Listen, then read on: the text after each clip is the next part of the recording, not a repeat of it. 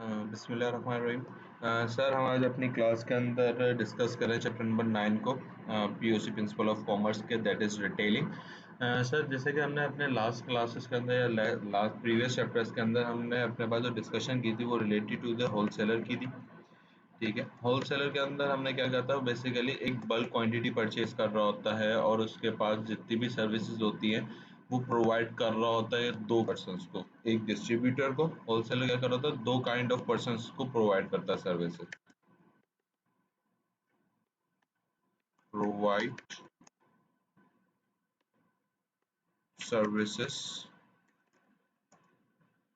To two kind of people. ठीक है sir, पहला हमारे पास कौन होता है सर? पहला हमारे पास होता है हमारा डिस्ट्रीब्यूटर या प्रोड्यूसर, जिसको हम क्या डिस्ट्रीब्यूटर भी कह सकते हैं, या अगर हम ब्रॉडर टर्म में देखना चाहें तो मैन्युफैक्चरर या प्रोड्यूसर भी कह सकते हैं। सही है सर। फिर इसके बाद हमारे पास आता है रिटेलर। ये क्या कर रहा होता है? रिटेलर को सर्विसेज दे रहा होता है। सर रिटेलर को किस तरीके की सर्विसेज दे रहा होता है, मैं क्विकली ओवरव्यू भी दे देता हूँ। सर रिटेलर को बेसिकली प्रोवाइड करता है कि आप जब चाहे जितना क्वांटिटी चाहे खरीद सकते हो। तो एक आपको हो गया कि एक स्पेस की फैसिलिटी दे रहा है। मल्टीपल ऑफ वैरायटी होलसेलर के पास अवेलेबल होती है, हर काइंड ऑफ कंपनी के उसके पास प्रोडक्ट होता है, ये काइंड ऑफ सर्विसेज आपको दे रहा है। सही सर।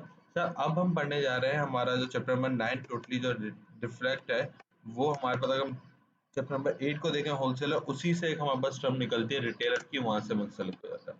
सर उसमें हमारे पास क्या बोल रहा होता है?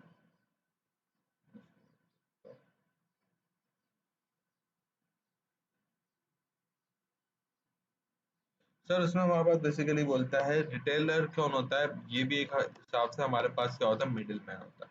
सर ये मिडिल मैन किस बेसिस में होगा? सर ये मिडिल मैन होगा बिटवीन, ये डिफरेंट कैटेगरीज में मिडिल मैन हो सकता है। सबसे पहले हम डिस्कस कर लेते हैं, ये मिडिल मैन होगा बिटवीन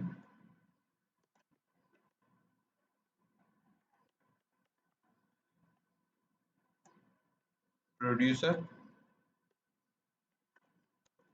और कस्टमर या कंज्यूमर, जिसमें बोलता हूँ। सर अगर मैं ये करूँ बीइंग अ रिटेलर, मैंने हमें लास्ट प्रीवियस चैप्टर के अंदर पढ़ा था होलसेलिंग के अंदर कि हम क्या करें, बीइंग अ रिटेलर मैं करूँ डायरेक्टली प्रोडक्शन प्रोड्यूसर या मैन्युफैक्चरर उससे परचेजिंग करूँ।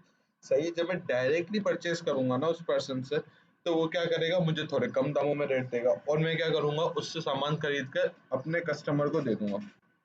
फिर तो हमारे पास क्या हुआ, प्रोड्यूसर और कस्टमर के बीच का रिटेल पर्सन कौन हो जाएगा? रिटेलर हो जाएगा। या तो हम बोल सकते हैं कि और होलसेलर और कस्टमर के बीच का रिटेल वो हो जाए, मिडिल मैन होगा। सर होलसेलर कैसे आ जाएगा? सर देखिए, प्रोड्यूसर से खरीदेगा होलसेलर सामान, होलसेलर से रिटेलर खरीद रहा होगा और रिटेलर से कौन खरीद रहा होगा? कस्टमर। तो हम मैं बीइंग अ पर्सन में मिडिल मैन किसका होगा? होलसेलर और कस्टमर के बीच का मिडिल मैन हो जाऊंगा। सही सर। सर ये जो होलसेलर और कस्टमर है, अगर हम अपने पास जो हमारे पास बुक है हम इस्तेमाल कर रहे हैं, उसके अंदर अगर पेज नंबर 114, सर बुक का नाम क्या हमारे पास? सर पीओसी की अमीन खालिद की बुक है वो। हाँ, पेज नंबर 114 के ऊपर उसका पूरी डिस्क्रिप्शन लिखी हुई है। सर तो हमारे पास इसके अंदर जो देखेंगे ना, उसमें हमारे पास जो फर्दर 3 4 5 जो कैटेगरी हमें बता रहा है, channel of accommodating of the retailer, सही है, उसके अंदर भी यही चीज है, लेकिन उसके अंदर कैटेगरीज क्या बन रही है? होलसेलर से पहले की कैटेगरीज बढ़ जाएंगे। होलसेलर क्या कर रहा है, पहले एक जगह पे बता रहा है कि डायरेक्ट मैन्युफैक्चरर या प्रोड्यूसर से खरीद रहा है, दूसरी जगह पे बता रहा है कि प्रोड्यूसर से डिस्ट्रीब्यूटर खरीदता है और फिर होलसेलर खरीदता है, फिर बता रहा है प्रोड्यूसर से एक्सपोर्टर खरीदता है, फिर इम्पोर्टर, फिर होलसेलर, फिर इस तरीके, फिर प्रोड्यूसर से broker agent, wholesaler, retailer, customer. ठीक है सर। सर मैं आपको यहाँ पे है ना कुछ टर्म्स जो लिखी हुई है ना इस पूरे चार्ट के अंदर, उसको मैं थोड़ा सा डिस्क्राइब करना चाहूंगा। सर इसमें सबसे पहले हमें होल प्रोड्यूसर पता है, वो पर्सन जो कि गुड्स बना रहा होता है। होलसेलर क्या करता है? बल्क क्वांटिटी में परचेज कर रहा होता है। रिटेलर कौन होता है? स्मॉल क्वांटिटी में परचेज करता है। कस्टमर या कंज्यूमर कौन होता है? एंड यूजर कहला रहा होता है। ठीक है, मैं इसको क्विकली लिखता भी रहता हूँ साथ, ताकि अगर आप कॉपी करना चाहे तो अपना कॉपी भी कर। प्रोड्यूसर कौन होता है? Person who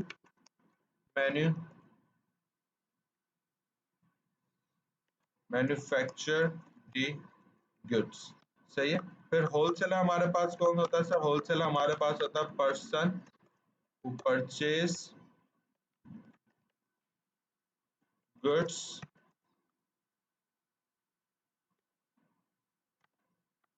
purchase goods in bulk quantity। Set है सर। सब इसका रिटेलर कौन होता है? इसका रिटेलर बेसिकली हमारे पास हो जाएगा person who purchase goods in small quantity। Furthermore, also help to the consumers to provide them goods। सही है। फिर इसके बाद हमारे पास लिखा हुआ डिस्ट्रीब्यूटर। सर डिस्ट्रीब्यूटर कौन होता है? काफी लोगों को शायद इसका आइडिया भी हो। सर डिस्ट्रीब्यूटर का बेसिकली कौन होता है? जब एक मैन्युफैक्चर होता है वो अपना एक सॉर्ट ऑफ पर्सन अपॉइंट कर देता है। Person appointed by the manufacturer. ठीक है। सर ये क्या होता है, जब जैसे कि बीइंग अ कंपनी मेरे लिए बहुत मुश्किल होता है कि होलसेल, ऑल्दो वो बल्क क्वांटिटी में परचेज कर रहे हैं, लेकिन पाकिस्तान या मैं सिर्फ कराची की बात करूं, तो अगर मैं इलेक्ट्रॉनिक मार्केट की बात करूं, सदर की इलेक्ट्रॉनिक मार्केट सबने देखी हुई है, तो इलेक्ट्रॉनिक मार्केट उसमें बेतहाशा होलसेलर्स बैठे हैं। सही है। तो उसमें हमारे पास क्या होगा, बीइंग अ कंपनी मेरे लिए बहुत मुश्किल होगा सबका हिसाब किताब रखना, और कराची में सबसे कलेक्शन और करवाना मेरे लिए काफी मुश्किल होगा। तो मैं क्या करूंगा, बीइंग अ कंपनी में एक एरिया के स्पेसिफिक में एक अपना नुमाइंदा अपॉइंट कर दूंगा। वो नुमाइंदा हमारा, उसको हम क्या कह रहे होते हैं इंग्लिश में या टर्मिनोलॉजी के अंदर, डिस्ट्रीब्यूटर। सर वो हमारे पास क्या हेल्प करता है? सर वो हमारे पास हेल्प करता है ताकि वो उस एरिया की जितनी भी परचेजेस है या जितनी भी सेल है, वो सारी कौन डील करेगा? ये फला पर्सन या फला पर्सन डील आउट करेगा। सर को एग्जाम्पल बिल्कुल सर, जैसे पेप्सी कंपनी है हमारे पास। सर पेप्सी कंपनी का अगर हम देखें, हर, भले अभी लॉकडाउन भी चल रहा है, तो उसमें भी क्या है, हर 2 दिन के बाद एक गाड़ी हमारे पास अगर इलाके के अंदर, एरिया के अंदर आ रही होती है। सर वो कंपनी की तो गाड़ी होती है, लेकिन वो कंपनी की गाड़ी किसके रिप्रेजेंटेशन होती है? डिस्ट्रीब्यूटर की होती है। अगर आप कभी उसके पास जाएं, और आप तो खैर परचेजिंग नहीं कर रहे होते, तो अगर आप उस पर्सन के पास जाएंगे तो उसकी बिल कॉपी के ऊपर कंपनी के नाम क्या आएगा, उसका जिस डिस्ट्रीब्यूटर के पास ये ऑनरशिप दी हुई होगी ना, उसकी रिसिप्ट वो है ना काट के दे रहा होगा, बिल वो दे रहा होगा।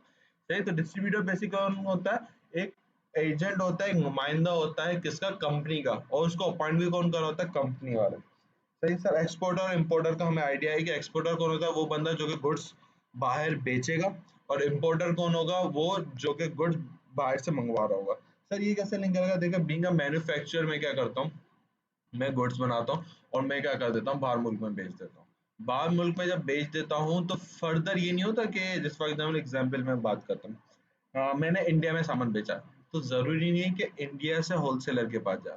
हो सकता है इंडिया में ही कुछ ऐसे कस्टमर्स हैं जो कि इंडिया से सामान खरीदते हैं, जैसे कि यूके या यूएसए। तो यूके वाली कंपनी ने क्या करा सर, यूके वाली कंपनी ने सामान मंगवा लिया, तो बीइंग पाकिस्तान ने एक्सपोर्ट किया इंडिया को, इंडिया ने क्या कर दिया, इंडिया ने फर्दर एक्सपोर्ट किया, लेकिन यूके वाली कंपनी ने क्या किया, यूके वाली कंपनी ने वो प्रोडक्ट को इम्पोर्ट किया, अपने पास मंगवाया।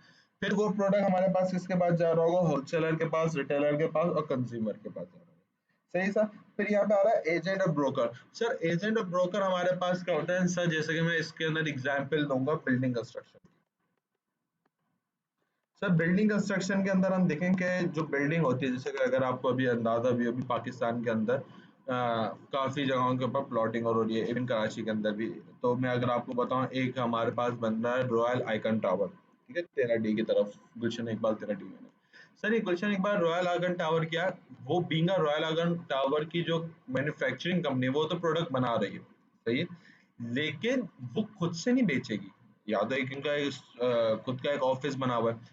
फर्दर वो क्या करते हैं, उस एरिया के या फर्दर जो उसकी बाउंड्री के, गुलशन इकबाल की जितनी सराउंडिंग है, स्टेट एजेंट होते हैं, उनको अपॉइंट कर देते हैं। बोलते हैं कि भाई ये हमारे पास फ्लैट्स अवेलेबल हैं, आप एक काम करो, आप कोई भी पर्सन लेकर आओ जो कि चाहे किराए पे लेना चाह रहा है या खुद परचेज करना चाह रहा है, तो वो आए, डीलिंग करे हमारे से, और हम उसको घर किराए पे दे देंगे। तो सर ये हमारे पास क्या हो जाएगा, ये हमारे पास एज अ टर्मोलॉजी की बिल्डिंग है। तो एजेंट और ब्रोकर का यहाँ पे आपको मैंने एग्जाम्पल देकर कोशिश की समझाने की। तो एजेंट और ब्रोकर भी बेसिकली कौन होता है सर, एक या हमारे पास कंपनी का नुमाइंदा तो होता है, लेकिन वो परमानेंट कोई कॉन्ट्रैक्ट या कुछ एग्रीमेंट नहीं होता इसके साथ।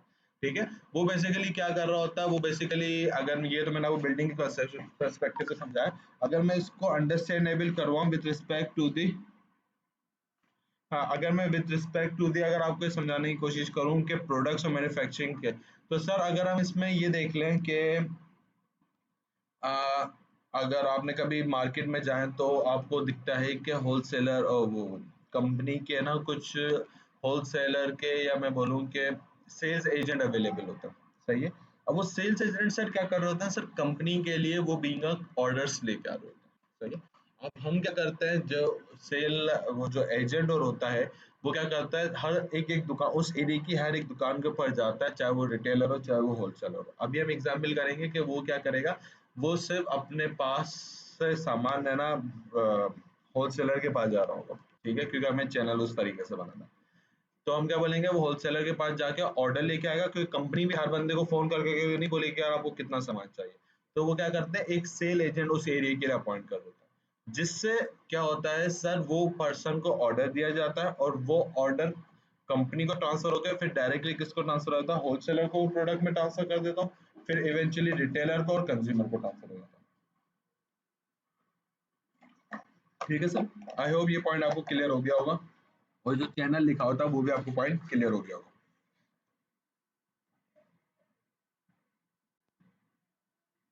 सर इसके बाद हम आगे कंटिन्यू करते हैं। इसके बाद हमारे पास जो टॉपिक है वो है services of retailer to consumer.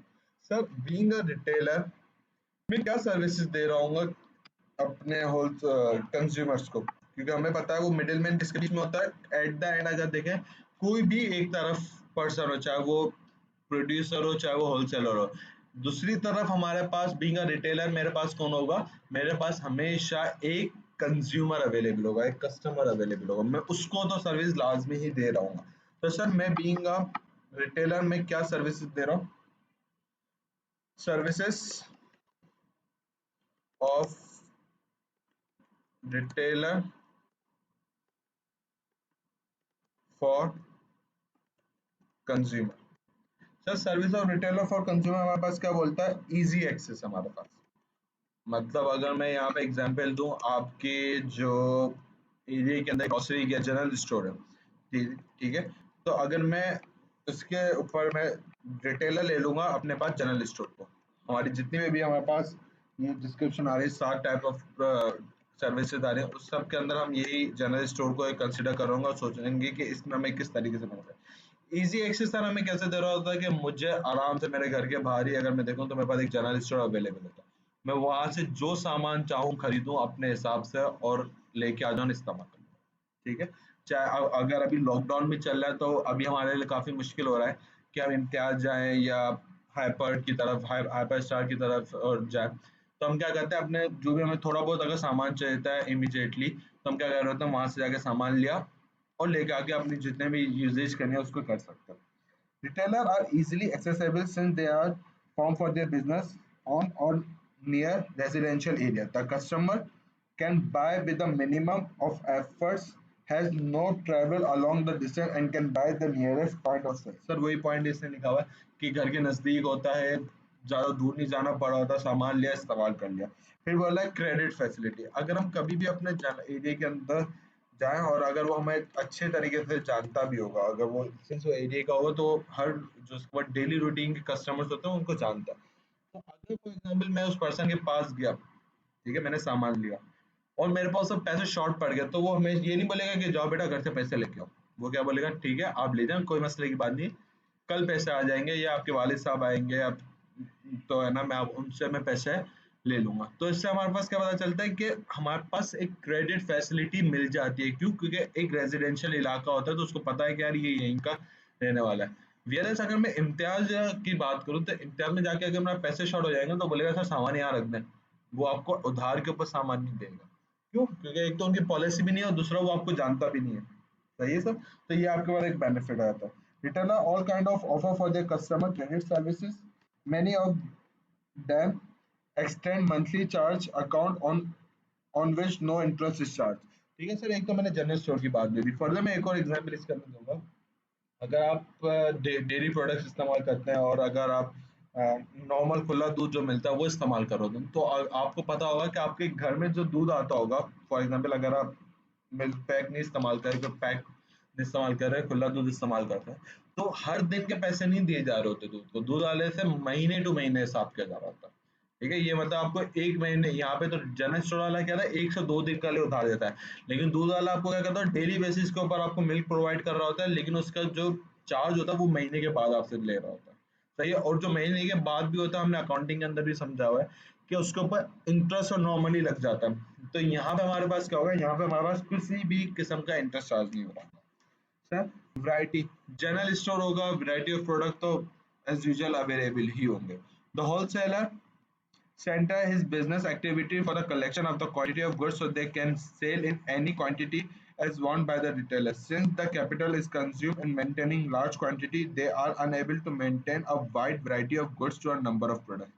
ठीक है सर, अब देखें यहाँ पे इसने एग्जाम्पल दिए कि आपके पास वैरायटी तो अवेलेबल होती है, ये नहीं होता कि अगर आप रिटेलर के पास जाओ तो वैरायटी नहीं होती, वैरायटी तो उसके पास अवेलेबल होती है। जैसे मैं आपको एग्जाम्पल दूँ, शैम्पू है, शैम्पू भी 2-3 किस्म के रखे होंगे, इसने एक क्लियर का रखा होगा, हेड एंड शोल्डर्स रखा होगा, सनसिल्क रखा होगा, पैंटीन रखा हुआ होगा।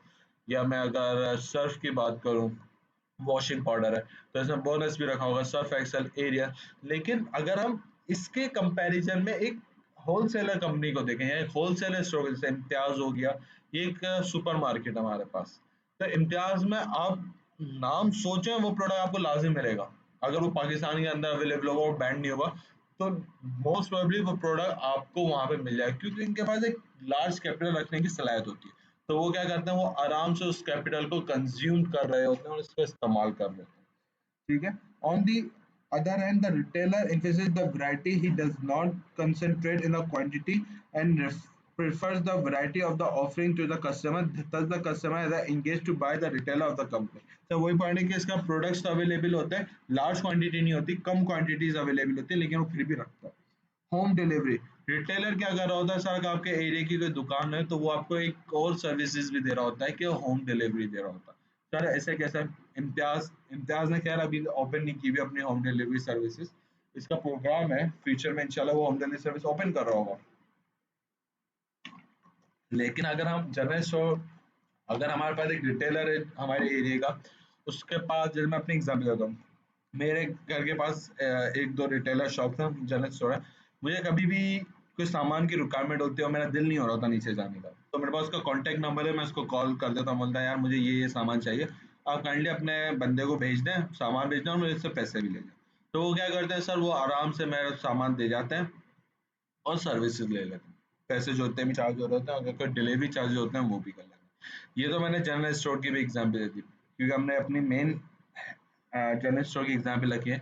नॉर्मली अगर हम देखें कि हमारे पास जो रेस्टोरेंट्स होते हैं या जितने भी फूड चेन की जितनी भी शॉप्स होती है, वो सारी आपको होम डिलीवरी की सर्विस दे देते हैं। इवन भी अगर अभी भी लॉकडाउन आपके पास थोड़ा सा रिलैक्सेशन दी गई है, उसके अंदर भी आपको क्या रिलैक्सेशन दी गई है, आप होटल में बैठ के खा नहीं सकते, हाँ होम डिलीवरी मंगानी है, पार्सल लेके जाना है तो आप दे सकते हैं, क्यों, क्योंकि बेनिफिट आपको देना है कि आप लॉकडाउन के अंदर भी आपके पास एक सर्विस अवेलेबल है।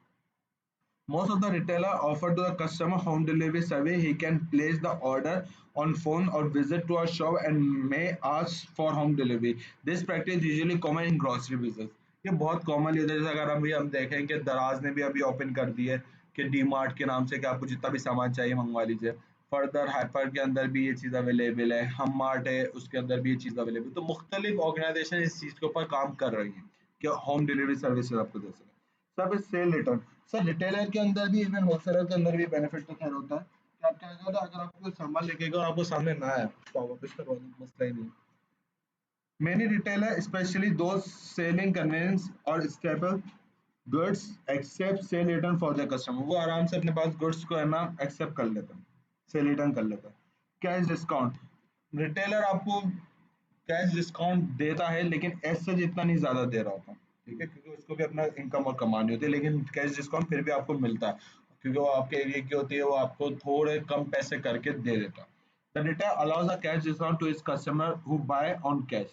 The discount may range of 2 to 10%. वही कम डिस्काउंट दे रहा होता, ज्यादा नहीं दे रहा होता। The policy implies from them to buy their own saving the cost of a product.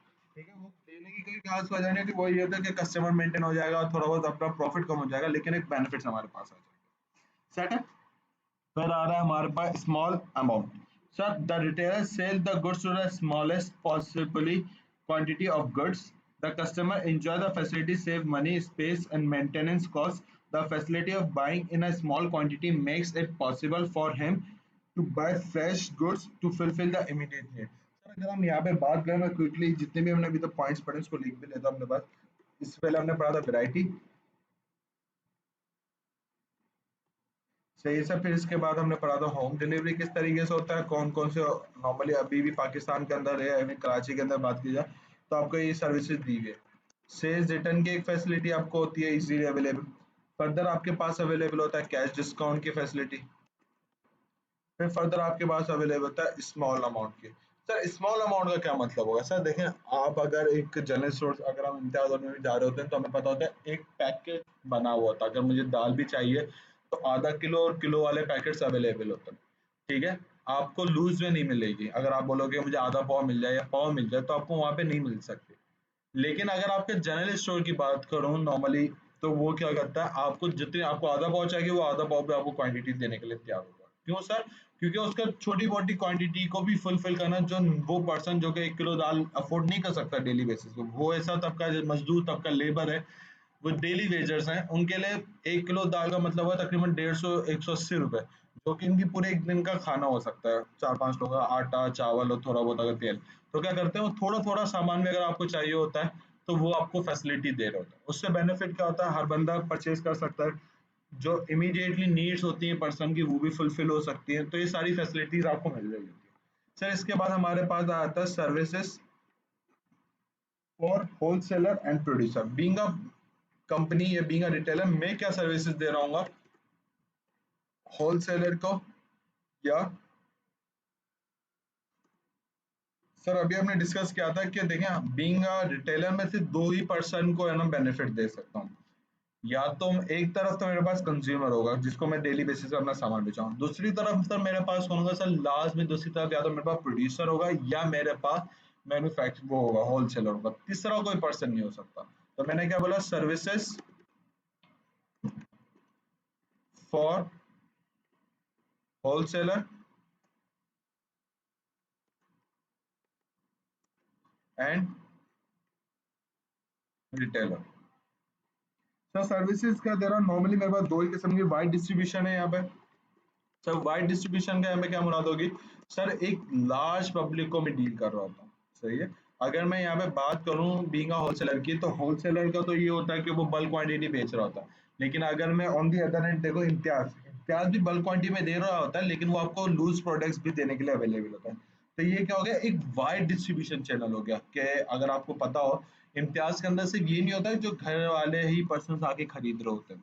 ठीक है, जैसा कि मेरा घर है, आपका घर है, आपको जितना मंथली ग्रोसरी चाहिए आप लेके, नहीं सर, ये तो आते ही है। फर्दर जो शॉप्स वाले होते हैं, जो छोटी मोटी दुकान वाले, पान की केवन या जो नॉर्मली स्टोर छोटी मोटी शॉप चला रहे हैं अपने पास, वो भी आते हैं वहां से सामान खरीद रहे होते हैं। ठीक है, तो उससे बेनिफिट क्या होता है सर? उससे हमारे पास ये बेनिफिट आ रहा है कि हमें पता चल रहा है कि कौन सा प्रोडक्ट किसके पास अवेलेबल है, सही। तो और मैं बीइंग अ पर्सन, मैं आराम से एक वाइड रेंज ऑफ सोसाइटी को कवर कर सकता हूँ। अगर मैं इम्तियाज गुलशन इकबाल वाली की बात करूँ, तो ये आपके पास आयशा मंजिल वाले एरिया को भी कवर कर रहा होता है, पूरा गुलशन इकबाल के तो पर्सन सभी आ रहे होते हैं। और अगर आपका even in these days lockdown के इन दिनों के अंदर भी आपके पास क्या चल रहा है, आपके पास यही देखने को मिलेगा। अगर आप 10 साढ़े 10 बजे इम्तियाज के लिए निकले, तो आपकी जो अंदर एंट्रेंस की बारी आएगी ना, वो आराम से 12 साढ़े 12 बजे के बाद आपकी आ रही होगी। तो इट मीन्स क्या है कि इवन इस टाइम में भी इम्तियाज लॉकडाउन के पोजीशन में भी इम्तियाज एक वाइड ऑफ डिस्ट्रीब्यूशन फैसिलिटी दे रहा है जनरल पब्लिक को। ठीक है, तो वाइड डिस्ट्रीब्यूशन का मतलब होता है एक अच्छी खासी पब्लिक को मैं क्या कर रहा हूँ, कवर कर रहा हूँ और उनको फैसिलिटी दे रहा हूँ। तो सेकंड पॉइंट का एडवर्टाइजमेंट। सर ये बहुत अच्छा पॉइंट होता है हमारे पास being a company. Being a company मेरे पास ये अच्छा पॉइंट होता है कि मेरे पास जितने भी शॉप्स हैं, अगर मुझे अपने प्रोडक्ट की एडवर्टाइजमेंट करनी है तो मैं कहाँ पे करूँगा? रिटेलर की शॉप पे जाऊँगा। आप होलसेलर की दुकान पे जाओगे ना, आपको बहुत कम ऐसा होगा कि वहाँ पे किसी भी कंपनी का कोई है ना पम्फलेट या है ना कोई भी बैनर या कुछ आपको दिख रहा हो।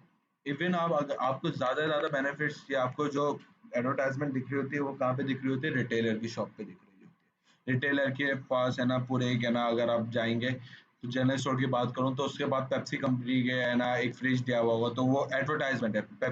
इवन पेप्सी कंपनी का जो फ्रिज भी है जिसमें वो कोल्ड ड्रिंक्स और रख रहा है वो भी एक एडवर्टाइजमेंट के लिए इस्तेमाल हो रहा है। बॉल्स की जो आइसक्रीम्स होती है उसके लिए जो वो डीप फ्रीजर दे रहे होते हैं वो भी एक एडवर्टाइजमेंट ही है। सही है, तो ये एक बहुत अच्छा आप होलसेलर से अच्छा बीइंग अ रिटेलर को बेनिफिट दे रहा होता है। ठीक है, तो रिटेलर दो किस्म की काइंड ऑफ सर्विसेज दे रहा होता है, दो किस्म के लोगों को दे रहा होता है, एक कंज्यूमर्स को दे रहा होता है इवेंचुअली, और सेकंड होता है या तो होलसेलर हो या तो रिटेलर हो। सब्जेक्ट टू द कंडीशन किसके ऊपर होती है, रिटेलर के ऊपर। सर कैसे कंडीशन रिटेलर के ऊपर डिपेंड होती है कि रिटेलर किससे सामान खरीदता। अगर रिटेलर मैन्युफैक्चरर से सामान खरीदा तो वो सर्विस रिटेलर मैन्युफैक्चरर को दे रहा।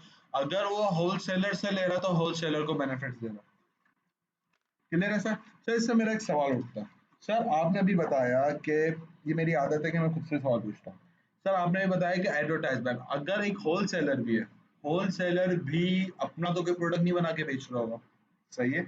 वो अपने पास क्या करता है सर, वो अपने पास तो आपके जो प्रोडक्ट्स हैं उसकी सर्विसेज भी वो एट दैट मैन्युफैक्चरर को बेनिफिट दे रहा होगा। मतलब जो होलसेलर भी, अगर आप फॉर एग्जाम्पल मैं रिटेलर हूँ, मैं होलसेलर से सामान खरीदता हूँ और जो एडवर्टाइजमेंट है, सही है, वो एडवर्टाइजमेंट में किसकी करूंगा, लाजिम आता है पेप्सी कंपनी का प्रोडक्ट बेच रहा हूँ मैं, तो उसमें होलसेलर को बेनिफिट कैसे होगा सर? होलसेलर से बेनिफिट ऐसे हो रहा होगा कि आपको देखते देखते कोई और पर्सन भी डायरेक्टली कंज्यूमर भी जाके खरीद सकता है। ठीक है, ये जरूरी नहीं है कि रिटेलर ही खरीदेगा कंज्यूमर से। ठीक है, अगर कंज्यूमर सामान चाहिए तो रिटेलर के पास जाना, अगर आप चाहते हैं होलसेलर के पास जाना तो होलसेलर के पास भी जा सकते हैं। तो जब वो रिटेलर होता है वो अगर कोई भी प्रोडक्ट की एडवर्टाइजमेंट कर रहा होता है तो जो कंज्यूमर होता है पूछता है कि यार ये आपने सामान कहाँ से खरीदा था, वो पूछेगा क्यों भाई क्यों पूछना, या मुझे थोड़ी बल्क क्वांटिटी परचेज करनी इस तरह से, तो वो आपको एड्रेस बता देता है।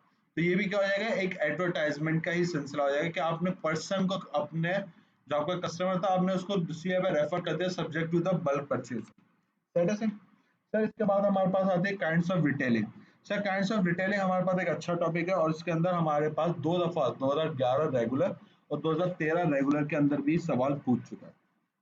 सही है सर, अगर हम अपने पेज नंबर 116 के ऊपर जाएं उसके अंदर बता भी रहा है मैं कि रिटेलर हमारे पास तकरीबन 10 किस्म के होते हैं। Super market, department market, mail order house, chain store, discount house, utility store, self service store, sale by machine, single product store, common retailing shops. ठीक है सर, इन सबको आपने पढ़ लिया डिस्कस में। सर ये जितना भी अभी आगे नीचे पूरा चैप्टर अभी फर्दर पेंडिंग बकाया है आपका, वो सारा इसी के ऊपर डिस्कस करा by one, one by one हम इसको डिस्कस करेंगे। सर सुपर मार्केट हमारे पास क्या बोला है सर? सुपर मार्केट में अगर मैं आपको बताऊं कि नॉर्मली आपके पास क्या होता है, एक large quantity of products available होते हैं। सही है, और जैसे कि मैं बोला इम्तियाज। सर इम्तियाज क्या है? एक सुपर मार्केट है, इम्तियाज सुपर मार्केट। अगर आप देखेंगे उसकी प्रोडक्ट नाम के आगे इम्तियाज सुपर मार्केट, वो क्या कर रहा था सर, इम्तियाज सुपर मार्केट का मतलब ही होता है आपके पास कि वो अपने पास एक large quantity of goods available रखता है। सही है सर, वो अपने पास एक लार्ज क्वांटिटी ऑफ प्रोडक्ट्स की वैरायटी अवेलेबल अपने पास रख रहा होता है। हर किस्म की डिपार्टमेंट से अलग बना होता है। अगर आप कभी इम्तियाज गए होंगे ऑफ कोर्स तो आप देखेंगे कि है ना ऑयल का सेक्शन अलग है, ठीक है, मसालों के सेक्शन अलग रखा हुआ है, ड्राई फ्रूट का सेक्शन अलग है, अगर आपको कुछ क्रॉकरी चाहिए तो उसका सेक्शन अलग है, इलेक्ट्रॉनिक आइटम चाहिए तो उसका सेक्शन अलग है, मोबाइल्स और चाहिए तो उसका सेक्शन अलग है। तो ये आपके पास क्या हो जाता है, ये आपके पास एक वाइड वैरायटी अवेलेबल होता है। फर्दर इसके अंदर सेल्फ सर्विस होता है। ये नहीं होता कि आप ऑर्डर करोगे आपके पास आ जाएगा, आपको आगे खुद अपनी पसंद से अपनी मर्जी से सामान उठाना होता है। तो ये होता है, हाँ ऑल तो पेमेंट ऑर्डर तो करनी होगी क्योंकि आपको जो प्रोडक्ट परचेजिंग है ना वो किसी के ऊपर डिपेंडेंट नहीं है। आप जाएं ट्रॉली लेके, आपको जो सामान जितनी क्वांटिटी चाहिए आप खरीदें, कोई मसले की बात नहीं। तो ये क्या हो जाता है, हमारे पास एक डिपार्टमेंटल स्टोर होता है, उसमें सेल्फ सर्विस होता है। सर हम इसकी क्विकली बैकग्राउंड पढ़ लेते हैं, जिससे के लिए बैकग्राउंड का हमारे इतनी खास कोई इंपॉर्टेंस है नहीं, लेकिन हम क्विकली पढ़ लेते हैं क्योंकि पेपर के अंदर ये पूछता नहीं बैकग्राउंड और इस टाइप की चीजें। The first ever supermarket came into the 1932 in Elizabeth, a city of New Jersey, USA, and very quickly gained a wide spread of public acceptance. and introduce a new concept of the self-service and concentrate to a low price. Its growth consists of the four reasons. इसकी growth चार reason के ऊपर मुश्तमिल होती है. इसमें पांच लिखे हुए हम पांचों पढ़ लेंगे.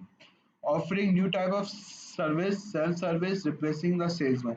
सर इसका हमारे पास क्या क्या सुपर मार्केट ने सेल्समैन को हटा के सेल्फ सर्विस के ऊपर डाल दिया ताकि सेलमैन क्या होता हो सकता है कि वो कुछ हमें पता है कि नॉर्मली सेल्समैन क्या कर सकता है वो थोड़ा बहुत अगर थोड़ा डिफेक्टेड होगा तो वो भी आपको दे सकता है लेकिन अगर मैं सेल्स सर्विस करूंगा थोड़ा प्रोडक्ट डिफेक्टिव होगा या उसकी पैकेजिंग सही नहीं होगी तो प्रोडक्ट भी परचेज नहीं कर रहा हूँ तो ये एक बेनिफिट आया मेरे पास lowering price compare to the other store अगर मैं जनरल अपने एरिया की बात करूं तो वो कंपैरेटिवली आपको थोड़ा महंगा सामान दे रहा होगा लेकिन अगर मैं इम्तियाज में जाऊंगा तो वही चीज आपको थोड़े से 4-5 रुपए कम के ऊपर रेट में अवेलेबल होगी बेनिफिट हो रहा होगा offering a greater variety and number of items to a customer of were unaware of sir ये हमें अक्सर कई दफा होता है लेकिन मेरे साथ होता है कि जब मैं इम्तियाज में जाता हूँ और मैं थोड़ा सा देख रहा होता हूँ सामान में परचेज कर रहा होता हूँ तो मुझे ऐसे प्रोडक्ट्स भी दिख रहे होते हैं जो कि मैंने नॉर्मली तो अपने कस्टमर यूजेज में नहीं लिए होते हैं वो मैं बहुत कम अपनी सेल्फ सर्विस यूजिंग कर रहा होता हूँ तो मुझे प्रोडक्ट्स का इल्म नहीं होता लेकिन सुपर मार्केट में जाता हूँ तो मुझे पता चलता है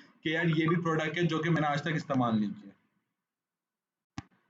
सर इसके बाद आता है fourth point chain store fast converting themselves into a supermarket with which further raise to a popularity of the supermarket. Sir chain stores का मतलब हमने आगे ही पढ़ेंगे सर चेन स्टोर का मतलब होता है एक सेमी काइंड ऑफ की ब्रांच मुख्तलिफ जगहों के ऊपर है ठीक है चेन स्टोर का मतलब ये होता है कि आपकी सेम ही ब्रांच हर जगहों के थोड़ी थोड़ी स्पेस के ऊपर जैसे चेज आता है चेज आपकी बहुत मुख्तलिफ ब्रांचेज अवेलेबल हैं जिसके अंदर सेल्स क्या हो जाती है डिवाइड हो जाती है अगर हम पाकिस्तान कराची की बात करें इम्तियाज की तो सर इम्तियाज की तकरीबन शायद 5 ब्रांचेज हैं तो पूरे कराची के अंदर 5 ब्रांचेस का मतलब होता है कि हमने क्या किया हुआ अपनी जो एरिया को उसको काफी डिस्ट्रिक्ट किया हुआ लोगों के ऊपर ज्यादा ट्रैवलिंग होगी तो वो हमारे पास क्या करेंगे एक इनकम जो हमारे पास अगर बताऊं मैं आपको थोड़ा डिटेल में कि आपकी जो इनकम होगी ना वो आपकी डिवाइड नहीं हो जाएगी ठीक है अगर मेरे 5 स्टोर्स हैं इम्तियाज के तो मेरी इनकम 5 स्टोर्स के अंदर जा रही होगी लेकिन अगर मैं चेज अप की बात करूँ चेज अप के तकरीबन 7-8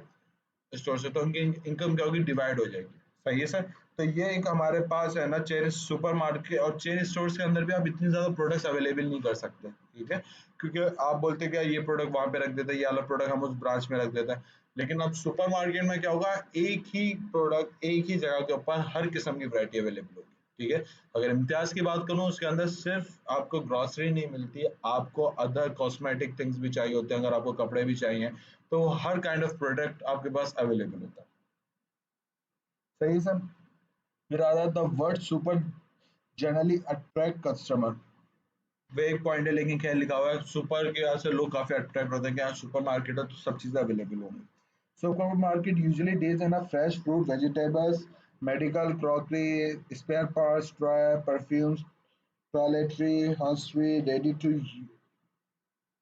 to wear garments and the like sir ये सब प्रोडक्ट्स आपको इजीली सर इम्तियाज में जाएंगे तो हर किस्म के प्रोडक्ट्स आपके अवेलेबल होते हैं सर डेफिनेशन क्या बोला there is no standard definition as yet however Philips Deccan defined a supermarket as such तो कोई डेफिनेशन नहीं लेकिन एक हमारे पास फिलिप्स से उन्होंने डिस्क्राइब किया हुआ a supermarket is the departmentized retailer store usually handling a variety of merchandise and in which sale of goods much of which is one of self-service basis play a major role ठीक है ये वही चीज लिखी है कि departmental store होता है मर्चेंडाइज मल्टीपल अवेलेबल होता है हर किस्म का खाने पीने की और बाकी जितने भी अशिया होती है वो आपके पास अवेलेबल होती है ठीक है करेक्टरिस्टिक्स क्या कैश सेल्स हो सकती है आप जितना चाहे उतनी ज्यादा परचेजिंग कर सकते हैं ठीक है जितने आप नॉर्मली परचेज करने कैश के ऊपर खरीदनी है तो कर लें नॉर्मली क्रेडिट तो नहीं दिया जा रहा होता क्योंकि सुपर मार्केट के अंदर मैंने आपको एग्जाम्पल भी दी थी जब हमें ना क्रेडिट फैसिलिटी पढ़ रहे थे रिटेलर को और रिटेलर टू कस्टमर वाली तो इसके अंदर आपको क्रेडिट सेल्स नहीं दी जा रही उधार के ऊपर कुछ नहीं कैश सेल्स दी हो रही थी वॉल्यूम सेल्स वॉल्यूम आपको जितनी प्रोडक्ट चाहिए जैसे कि रिटेलर के अंदर हमने ये देखा था कि वैरायटी तो अवेलेबल होती है लेकिन क्वांटिटी इतनी ज्यादा अवेलेबल नहीं होती लेकिन सुपर मार्केट के अंदर ये शून्य था वैरायटी भी अवेलेबल है प्लस क्वांटिटी आप 500 केजी खरीदना चाहते हो 500 केजी खरीद लो कोई मसले की बात नहीं इस काइंड ऑफ गुड्स अवेलेबल होते हैं लार्ज वैरायटी मुख्तलिफ एक तो वॉल्यूम ही ज्यादा होता है सॉरी एक तो वॉल्यूम भी बहुत ज्यादा इनके पास अवेलेबल होता है साथ ही साथ वैरायटी ऑफ प्रोडक्ट्स भी अवेलेबल होता है लो प्राइस सो लो प्राइस का मतलब क्या होगा कि as compare to the market या एज पर जो हमारे जो एरिया के जितने भी जनरल स्टोर है या ग्रोसरी और है उनसे थोड़े से कम रेट्स के ऊपर ये दे रहे होंगे। Skilful promotions, sir skilful promotions का मतलब यहाँ पर हमारे पास क्या होगा कि हमारे पास जितने भी प्रोडक्ट्स होते हैं, तो अगर हम यहाँ पे बात करें रिटेलर सेल्स प्रमोशन की, स्किलफुल प्रमोशन की, तो अगर हम नॉर्मली उस एरिया इम्तियाज में जाते हैं तो हमें दिखता है कि जो हमारे पास टी के जितने भी प्रोडक्ट्स अवेलेबल वो एक ही जगह पे होता है। तो वहाँ पे जो उस कंपनी से डीलिंग वाले कुछ सेल्स पर्सन खड़े हुए होते हैं। ठीक है, वो क्या बोलते हैं, सर ये वाला प्रोडक्ट लिप्टन प्रोडक्ट ले जाए, वो स्ट्रॉन्ग चाय बनाता है, या उसकी करेक्टरिस्टिक्स बताना शुरू कर देते हैं। ठीक है, या हमारे पास तपाल दानेदार ले जाए, सर ये आपके पास सुप्रीम ले जाए, इसके बेनिफिट्स। तो यहाँ पे क्या है, एक ही जगह के ऊपर आपकी एक लार्ज वैरायटी को हम अट्रैक्ट कर सकते हैं अपने प्रोडक्ट के ऊपर। सही है, मतलब ये हुआ कि जैसे कि मैं हम इम्तियाज की बात कर रहा हूँ, और इम्तियाज में अगर एक कस्टमर सर्विस खड़ी हुई है, सेल्स रिप्रेजेंटेटिव खड़ी हुई है लेडी, जो कि हमारे पास बोलने से लिप्टन परचेज कर लें, तो नॉर्मली क्या हो रहा है, एक लार्ज वैरायटी वहाँ पे आती है, large variety, sorry large public वहाँ पे अवेलेबल होती है, जो कि वो प्रोडक्ट परचेज करने की बोल सकते हैं कि हाँ, मैं खरीदना चाह रहे हैं, विलिंगनेस शो कर रहे हो। तो क्या है, एक लार्ज वैरायटी और या लार्ज पब्लिक को मैं इजीली से कैप्चर कर सकता हूँ। क्यों? क्योंकि वो एक सेल्स प्रमोशन का एरिया होता है, वो स्किलफुल होता है। अगर मैं जनरल स्टोर की बात करूँ, छोटे जो ग्रॉसरी, पाकिस्तान अगर मैं अपने एरिया की बात करूँ, 10 से 15 तो रिटेल स्टोर्स है। तो उसके अंदर सब जगहों के ऊपर अपना एक एक परसेंट रखना, तो उनकी कॉस्ट, उनकी सेल्स, उनकी सैलरी, उनके एक्सपेंसेस तो मेरे लिए काफी ज्यादा महंगा पड़ जाएगा। वेयर अगर मैं एक अच्छा person, well educated, well discipline person ही एक इम्तियाज के अंदर जाके खड़ा कर दूं, तो मेरे लिए बेनिफिट भी होंगे। सही है सब। Say sir, large building. Sir, large building का मतलब क्या? Supermarket established in a large building having a big and spacious floors and greater variety of product में। सिमिलर वही चीज के लार्ज वैरायटी अवेलेबल है, सेल्स वॉल्यूम आप परचेज कर सकते हो, तो लाजमी बात है बिल्डिंग भी है, जो स्टोर की जो एरिया भी होगा जहाँ पे स्टोर होगा वो भी एज यूजल बड़ा ही होगा हमारे पास। सेल्फ सर्विस होती है हमारे पास, हमें अपनी मर्जी से जो सामान खरीदना होता है हम खरीद लेते हैं, हमें किसी की कोई रिक्वायरमेंट नहीं होती। मास डिस्प्ले, ठीक है, मास डिस्प्ले का मतलब क्या होता है, सर अगर हम देखेंगे ना, इम्तियाज के अंदर ये नहीं होगा कि आपका जो सामान होगा ना वो काफी ऊपर करके रखा होगा, नहीं सर, आपके इजी टू रीच के एक्सेस में रखते हैं सारा सामान आप। भले क्योंकि आपके पास अगर ये करा कि सामान तो बहुत है लेकिन पत्तियां लगा दिया, ठीक है, बहुत आपका सामान पड़ा हुआ है काफी ऊपर, आपका हाथ नहीं पहुंच सकता, तो आपको क्या करना पड़ेगा, या तो किसी कस्टमर रिप्रेजेंटेटिव और को बुलाना पड़ेगा। वहाँ पे बहुत कम होता है, इम्तियाज में भी होते हैं लेकिन बहुत कम होते हैं, वो सारे अपने ना प्रोडक्ट की फिलिंग और में, शेफ और की फिलिंग और में लगे हुए होते हैं। तो हमारे लिए मसला हो जाएगा वो प्रोडक्ट का एक्सेस करना, तो वो हमारे लिए क्या करते हैं, एक इजी टू रीच या इजी टू एक्सेस ही डिस्प्ले कर रहे होते हैं, ताकि हमारे पास जो प्रोडक्ट हमें रिक्वायर्ड है वो हमें इजीली मिल जाए, हमें किसी भी स्टूल या है ना किसी भी है ना लैडर की जरूरत हमारे सामान के पहुंचने के लिए। ठीक है सर, आज का लेक्चर हम यहाँ तक ही रखते हैं, फर्दर हम इंशाल्लाह नेक्स्ट क्लास के अंदर कंटिन्यू करेंगे। जज़ाकल्लाह, अल्लाह हाफ़िज़।